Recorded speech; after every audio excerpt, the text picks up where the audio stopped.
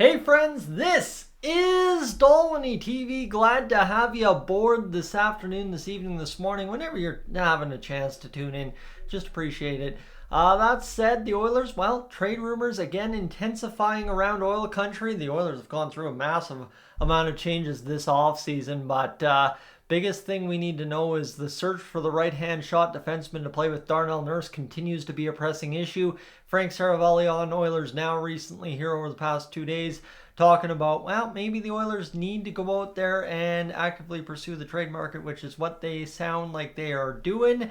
And, well, a shake-up trade could be on its way. But before we get to that and discussing kind of the fallout there, if you're new to the channel, please consider hitting that subscribe button, friends. If you think things have been nuts in the months of August and July, buckle up. September, October are going to be a great time to be an Edmonton Oilers fan. And I want you here for all the latest as we go through it. So what we know about the Oilers right now is nothing has happened. There's some names being floated, but there is just nothing quite fully out there in terms of what the Oilers could do. Frank Saravalli did mention signing a guy like Tony DeAngelo to either league minimum or signing him to a PTO. That's fine and dandy and whatever, do what you want.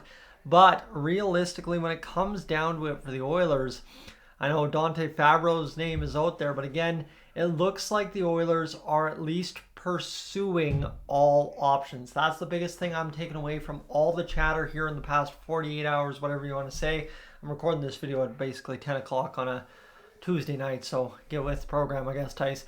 But yeah, no, simply, it's just a positive. Again, the fact that Jeff Jackson, as Edmonton Oilers general manager, refuses to say good enough, right? I know we've been through 5 years with Ken Holland where a lot of times we got good enough, and the fact that we're now in a tenure where it is all about winning a Stanley Cup. And I understand, I had a good conversation with a buddy at Ball last night saying you can't just empty all the picks, you can't empty the cupboards and just go get every good player to be able to go and stack your team for a Stanley Cup, because a Stanley Cup, unlike most other professional sports, is never guaranteed by simply just having the best team overall. So that is where, yeah, I 100% get that sentiment, but this management core that is Jeff Jackson's team will not rest. The mandate, as we knew going into last season, why Jeff Jackson was hired, is get Connor a cup in Edmonton. And at the end of the day, that's all that matters as long as Jeff Jackson is here. And if it doesn't happen, well, dang, but they are going to go down trying every last possible thing to get this done. So again, a day like today, hearing these trade rumors continue into a second day, continue to fuel the fire, that is good news.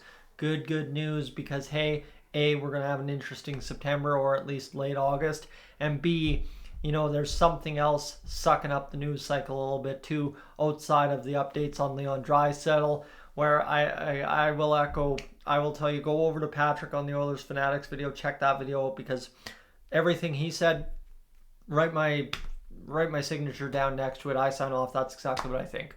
I'm not even going to waste time explaining the Leon Draisaitl thing. Go over there, give him a view, and give him a listen and hear what he has to say, because I'm there. That's where I'm at. And again, yeah. So, end of the day, positive news all around that we have still upgrades to this team, sucking up news cycle life in late August. That's what I got to say. That's the point of today's video. Thank you so much for being aboard. Appreciate you hanging out with me.